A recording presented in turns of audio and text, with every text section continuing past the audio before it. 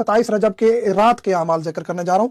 12 रकत नमाज पढ़नी है, दो दो करके ये नमाज पढ़नी है, और इसका अजर ये है कि 60 साल की इबादत का सवाब है अगर इस 12 रकत को आज रात हम अंजाम देंगे। खुदावंद करीम हमें ये तौफीक दे कि इस 12 रकत को अंजाम दें। इसमें कोई भी सूरतें पढ़ सकते हैं। हमद के बाद 2 रकत नमाज पढ़ेंगे, नियत करेंगे कि शब बेसत की नमाज पढ़ रहा हूँ या पढ़ रही हूँ कुर्बतन इल्लाह, और 2 रकत पढ़नी है। हमद के बाद कोई भी सूरत पढ़ सकते हैं, कुल औज़ु बिरब्बिन नास, कुल औज़ु बिरब्बिल फलक, कुल हुवल्लाहु अहद, कोई भी सूरत पढ़ सकते हैं।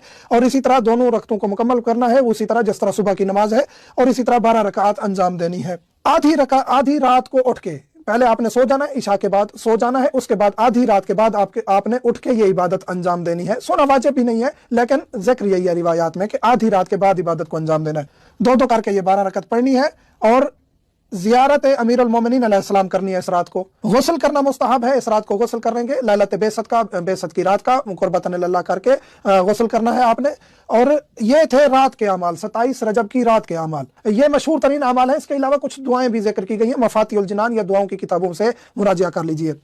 दिन के अमाल, 27 रजब के दिन के अमाल, इसमें गुस्ल करना है। गुस्ल की नियत वही है कि 27 रजब का गुस्ल करता हूँ, बेसत के दिन का गुस्ल करता हूँ या करती हूँ कुर्बतन इल्लाह। सूरज तलू होने के बाद किसी भी वक्त कर सकते हैं। रोजा रखना बहुत ही बाबरकत और बाफजीलत दिन है। इस दिन के रोजे का सवाब 70 साल के रोजों के बराबर है, 70 साल की इबादत के बराबर है। दरूद शरीफ कसरत से पढ़ना चाहिए। ज़ियारत अली इब्न अबी तालिब या ज़ियारत रसूल खुदा सल्लल्लाहु अलैहि वसल्लम करनी चाहिए। 12 रकत नमाज पढ़नी है दिन को भी, इसकी भी वही नियत है दिन की, यानी बेसत के दिन की नमाज पढ़ते हैं, 2 करके पढ़नी है। तरीका वही है। ये मशहूर तरीन और बाबरकत तरीन अमाल हैं जिनका करना शायद के आसान भी है और करना भी चाहिए, क्योंकि इसका बहुत ज्यादा सवाब जिक्र किया गया है। 60 साल 70 साल की इबादत के बराबर हैं ये अमाल।